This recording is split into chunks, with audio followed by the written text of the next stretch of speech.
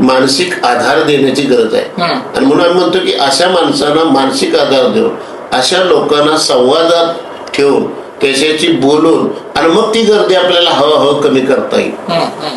पण ही गर्दीचं अजून एक गणित आहे.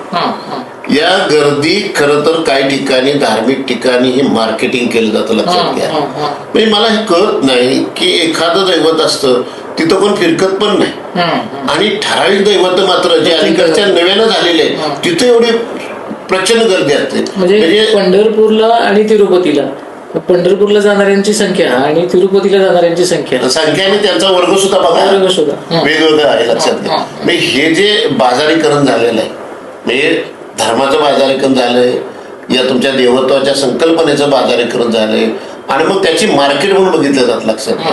आपल्याला त्याचा तिथे विरोध आहे, लक्षात घ्या. हे बाजारीकरण थांबवायचं काम सगळ्यांचंच आहे ना. त्यामुळे अशा ठिकाणी जर गर्दी होत असेल तर गर्दी झाली म्हणून आपण दुर्लक्ष करणं हे योग्य नाही. त्याला पर्याय देणं म्हणून माणसाला आधार देण्याची गरज आहे. मग कुटुंबामध्ये ती व्यवस्था तयार केली पाहिजे, समाजामध्ये आधार देण्याची व्यवस्था केली पाहिजे. हा ते क्षम्य आहे बरं का.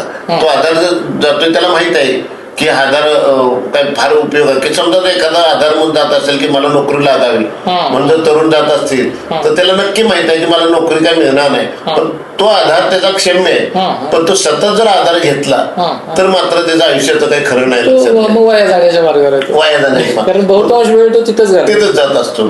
त्यामुळे या पद्धतीची गर्दी आहे म्हणून ते खरं आहे असं पण म्हणायची काही गरज नाही. पण आपण याचं थोडं अधिक चांगल्या पद्धतीने करायला पाहिजे की तुम्ही जो विचार सांगतात तो विचाराकडे पण गर्दी होईल. ही कार्यकर्त्याचं काम आहे ना, चळवळीचं काम आहे की तिकडं गर्दी तुमच्याकडे नाही, तर तुमच्याकडे नाही याचा अर्थ काही तर तुम्ही विचार बदल केला पाहिजे ना. आता तरुणाईचा मुद्दा होता की आपल्याकडे आपल्या अन्नीसच्या कार्याकडे तरुणाईचा ओघ किती आहे किंवा तो वाढवण्यासाठी आपण काय करतो.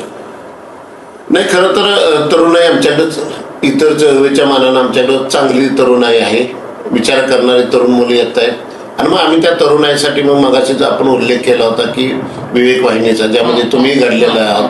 हे विवेक वाहिनी याचा अर्थ काय, त्याचं एक साधं ब्रीद वाक्य आहे, आपला विकास आपल्या हाती, हक्का व्यक्त पण कर्तव्य आहे.